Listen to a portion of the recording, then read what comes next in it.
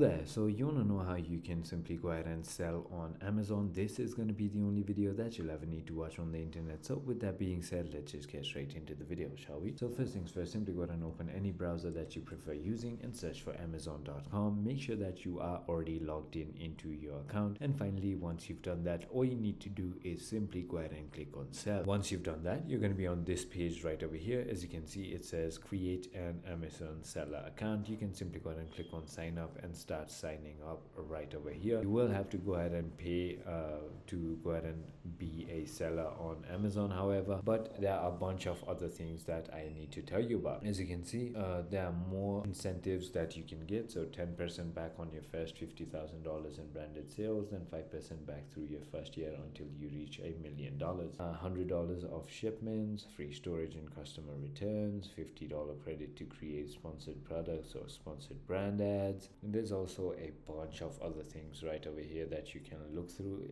As you can see, there's also a estimating your FBA cost right over here if you want to, and then you can also see how you can get it started. So it is as simple as that. I hope this video was helpful to you. If it was, hit that like button and I'll see you on the next one.